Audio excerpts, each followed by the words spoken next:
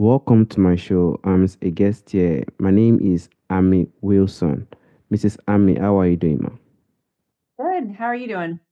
I'm fine. Thank you very much, ma. Firstly, you are a certified nutrition coach. You're also a certified geriatric pharmacist and a certified fitness professional. Can you please, ma, discuss more about yourself and how you are doing currently now, ma? I kind of call myself a triple threat. I am a geriatric pharmacist, which means I'm a pharmacist for older adults. I work in the nursing home industry, and I am also a fitness professional and a nutrition coach. And what I like to say is that I see the end product of what happens with poor nutrition and lack of movement. So I see the outcome in my nursing homes, unfortunately. My mission, honestly, is to keep people out of my nursing homes. So I use fitness, I use nutrition to help prevent disease, possibly reverse disease, to keep us strong and to keep us healthy, and so that we don't end up as the end product in a nursing home. All right. Thank you, Mrs. Amy. And do you have any book you've written on nutrition and on pharmacy stuff like that, ma? Now, I don't have a book. I do write blogs every week, and you can find Okay. those on my website, amykwilson.com. But no book, just kind of very short articles that I write weekly on my blog. All right. Thank you, ma. And you also said your mission is to empower and equip, your client to take charge of their health and also find balance in their life. Can you please, ma, discuss more on that, ma? So what I mean by that is Mm, that sometimes you don't feel like you're in charge. Sometimes you just don't know how to get healthy, how to eat right. You may think you do, but nothing's been working. You don't feel better. Your health isn't getting better. And the thing is, we don't know what we don't know. And my job as a nutrition coach is to help people kind of enlighten them, let them understand and educate on the right foods to eat, on the kinds of foods, on the amount of food, and then also on working out to help them be equipped, to be empowered, that they can absolutely do it and that they can get healthier. Thank you so much, Mrs. Amy. And I would like to go to the point of metabolic syndrome, ma. Can you please, ma, tell us what metabolic syndrome is and how you think it impacts the overall health, ma? So metabolic syndrome is on the rise. It's not something that you see something in just in older adults. We see it in 20-year-olds, we see it in 30-year-olds. And what metabolic syndrome is I'm going to say three of the five things I'm going to give you here in a second that increases your chance for heart disease, heart attack, strokes, diabetes. And if you have, let's say, you're apple shaped, meaning that you carry most of your weight around your waist. In men, it would be greater than 40 inches. In women, it's greater than 35 inches.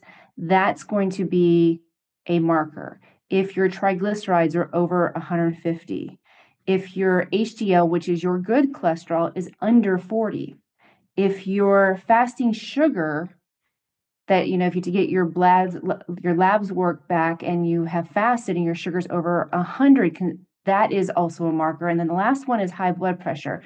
Your blood pressure consistently over 130 over 85. If you have 3 out of 5 of those, you are considered to what has metabolic syndrome. And like I said, it increases your chance for diabetes, for stroke, for heart disease. And it all really comes down to inflammation. If we can decrease that waste, decrease that triglyceride, increase your HDL with good food, better fats, and exercise, and then if we can decrease your fasting blood glucose and decrease your blood pressure, then we can decrease those markers and you have less of a risk for those disease states. Thank you so much, Mrs. Amy. And what really even caught me when you said younger people too in their early 20s can also, have this stuff. Thank you so much, man. And what type of dietary changes do you think are most effective in preventing or also reversing metabolic syndrome? One of the big things that people can do is eating real food, eating whole food. So getting rid of processed, ultra processed food, fast food. Are you getting your fruits and vegetables in? Are you getting your grains in? Is it something that is maybe you're making your food now instead of going through drive-through?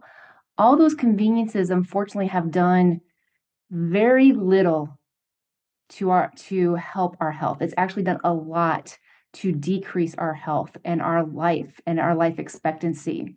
So by decreasing the amount of ultra processed food and increasing the amount, I always say real food, but or whole foods, you will help decrease that inflammation and be on the right track. The other thing that you can do is look at how much sugar you're ingesting.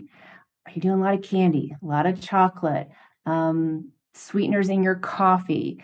You would be surprised looking at ingredients, especially in ultra processed foods. Sugar is a lot of it. If you are trying to do a low fat or fat free diet, unfortunately, that has been replaced with sugar. So, if you can decrease the amount of sugar that you're also ingesting, that is also going to help. Thank you so much, man. And what caught my eye was that processed food. In today's world, even in the supermarket today, majority of the food we see today are just processed food.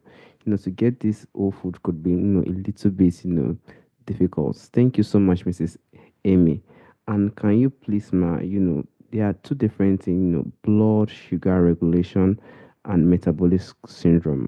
Can you please, ma, explain the relationship between the blood sugar regulation and metabolic syndrome? And how do you think diet affects it, ma?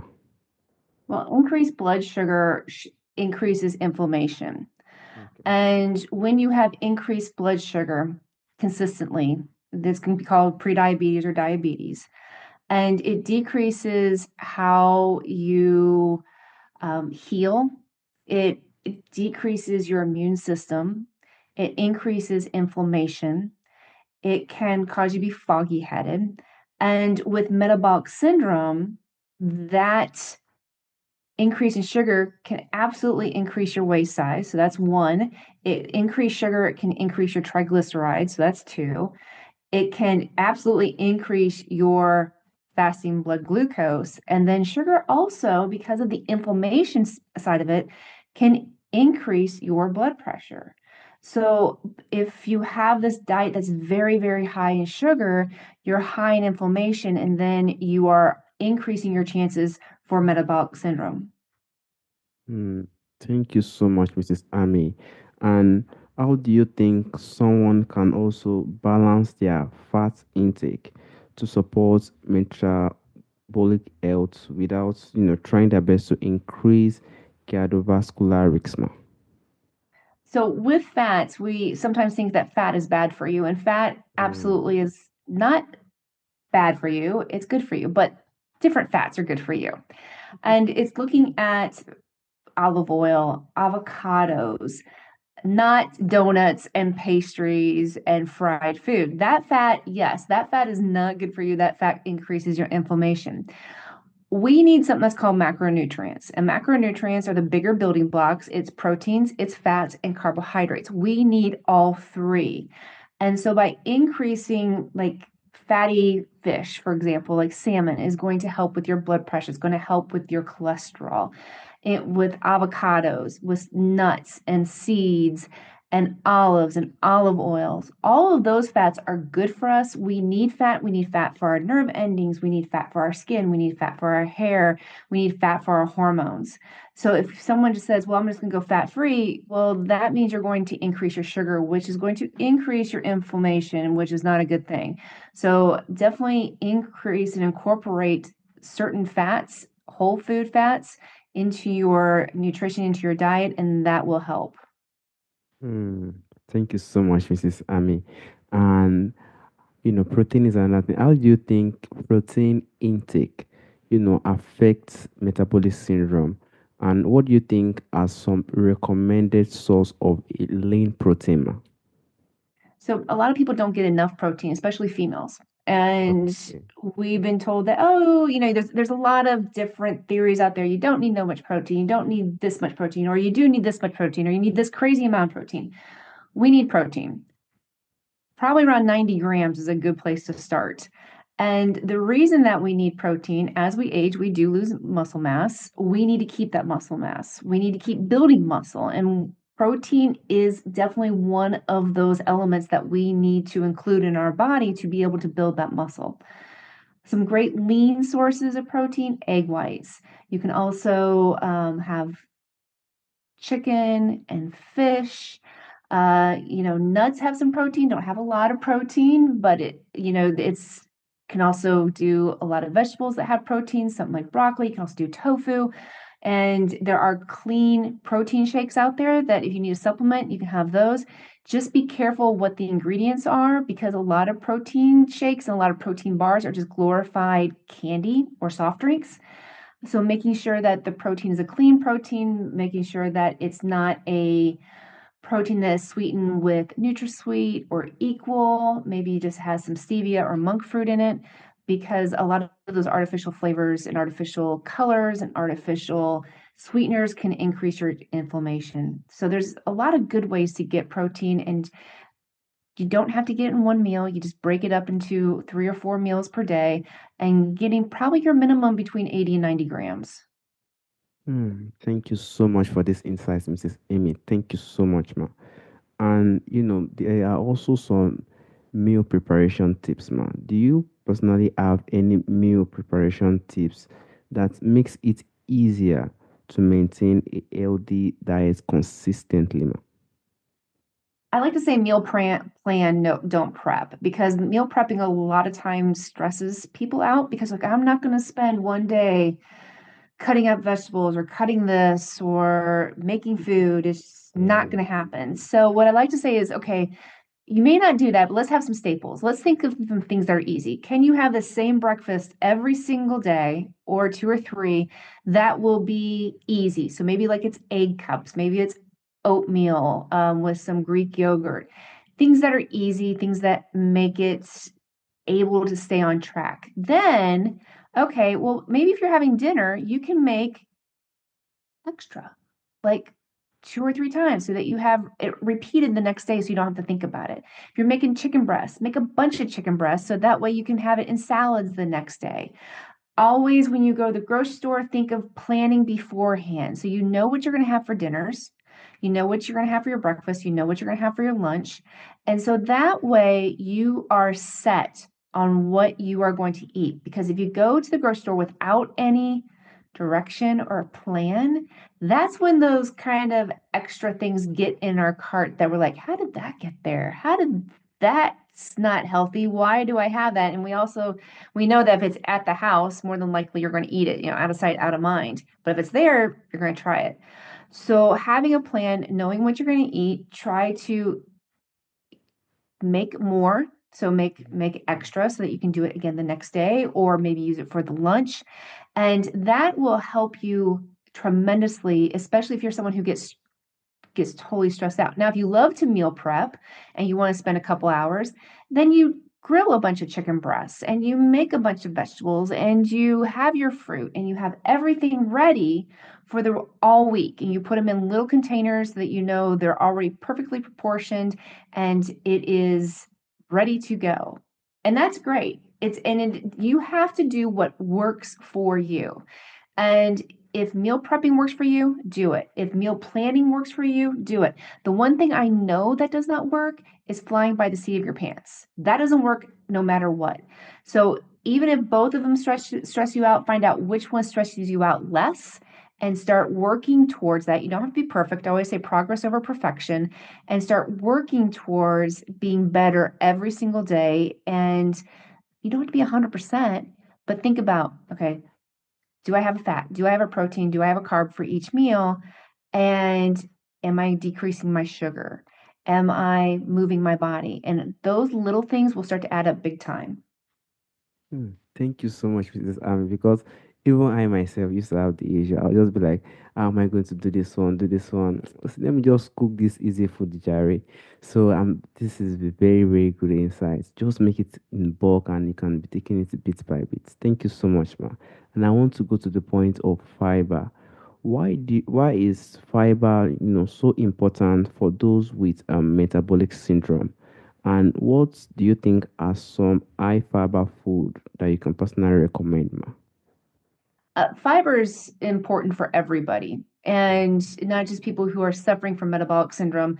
Fiber is one of those things that is a non-negotiable. We should be getting at least 25 grams per day. And I can tell you, most of my clients who come in are getting probably around 10 grams or less a day, and the average American gets 10 grams or less a day.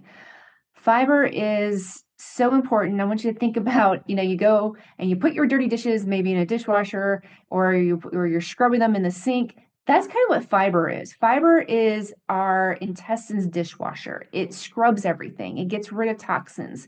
And with fiber, we are seeing a decrease in fiber, which we're correlating to an increase in colon cancer.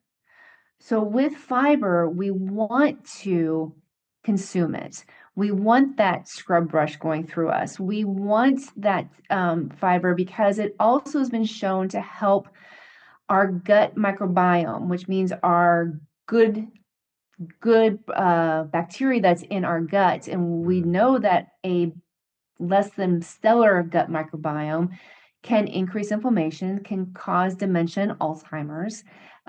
We see it a lot with diabetes. So the more fiber that you can have, one, it makes you feel full. Two, it helps with cholesterol. It helps with blood glucose. It keeps your blood glucose steady so that you don't spike. So there's so many benefits of fiber. Where can you find it? You can find it in fruits. You can find it in vegetables. Find it in nuts. Find it in oatmeal. If you think of that green leafy vegetable, that's fiber. Broccoli. There are so many different sources of fiber. Where fiber is not is in your ultra processed foods, because ultra processed food pretty much is already broken down for you. There is no fiber. If you look in the back of a package and you turn it around, you think, oh, crackers should have a great amount of fiber. That doesn't. If you look on the package, it probably has 0 to 1 gram. That's not a lot. So you want to be looking for real food, real fruits, vegetables, and grains, and that is your fiber. Thank you so much, Mrs. Ami. Thank you so much, man. And how do factors like sleep, stress affect metabolic syndrome, ma? And what role do you think diets play in supporting these areas, ma? Well, if you're not eating right, if you are eating a lot of sugar, you're not going to sleep well. Because we think about, oh, well, I'll just do one thing and it won't affect everything else. Our body is a bunch of systems. We have your endocrine system, we have your GI tract, we have all these different systems, and they all work together. Sleep is underrated, and meaning that sometimes we wear the lack of sleep with a badge of honor. Oh, I only need 2 hours sleep to function. It's so wrong. During sleep is the time that we regenerate, we rebuild. That's the time that we get our muscles back in check. That's the time that we are recovering. So if we're not sleeping, we're not able to recover. We're not able to rejuvenate. And what happens is lack of sleep, your blood sugar increases. Lack of sleep, your cortisol increases. Lack of sleep, you have hormones in your gut that's called ghrelin and leptin. Those are out of whack. Lack of sleep has been shown to increase dementia and Alzheimer's, has been shown to increase blood pressure and strokes and heart attacks, and also is directly correlated to diabetes. So sleep is so important. And when you start eating with nutritious food, your sleep becomes better. Your deep sleep is better. Your REM sleep is better. And all of those and when you sleep, you have REM sleep, you have deep sleep, you have light sleep. And all of those factors will come together as to how well you sleep. And you want all three. You need the deep sleep, you need the REM sleep, you need the light sleep.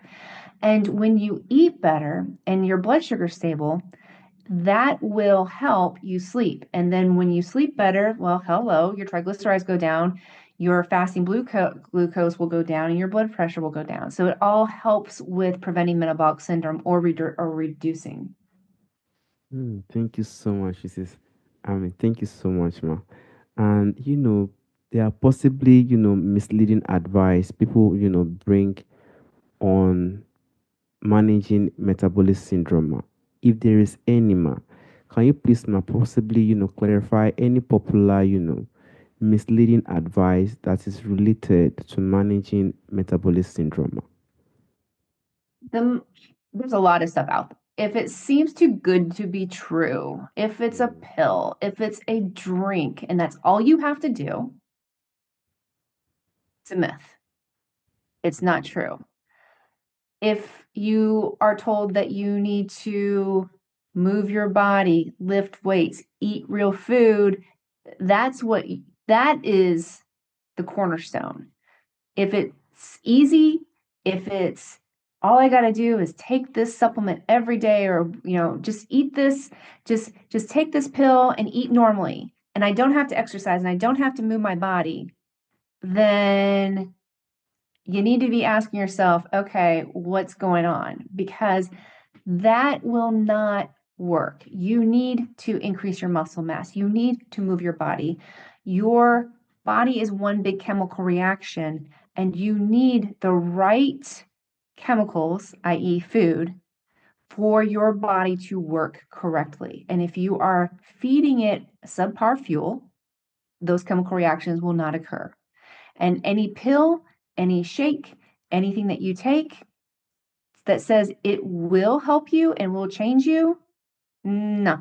You need to have the whole picture. mm. Thank you so much, Mrs. Armin. Thank you so much, ma. And lastly, ma, there's just a question I normally ask every episode. There are a lot of things that happen during our ancestral time, during our forefathers, that is possibly, missing in our time today, probably due to the technology we have today. Do you think there's anyone that you think, does exist during our ancestral time, during our forefather time, that you would like to possibly, bring back to our time today, if there's any, ma? So, I mean, honestly, what we need to bring back is the dinner time, is making meals from scratch, is realizing that cooking isn't that hard. We've even been kind of brainwashed to think, oh, cooking's horrible and you shouldn't cook and it takes so much time. And, back, I won't say my mom because my mom was a terrible cook, but my grandparents, they cooked. And, they would never have bought something in a box or just microwave something. And, we can see a direct correlation with some disease states. And when we started going for the convenience food and the drive through and the hamburger helper and the stuff in the box. So, yeah, if we could go back to something like that, it would be Mm. to realize that cooking is something that we should all embrace, and it doesn't have to be these 7-course meals, but it's something that we should all kind of learn how to do again. Yeah, I completely agree with that, Mrs. Ami. I want to sincerely appreciate you on speaking on the topic of metabolic syndrome and other things that you've inspired the listeners to. Thank you so much, ma. You're welcome. All Thank right, bye you. bye. Bye.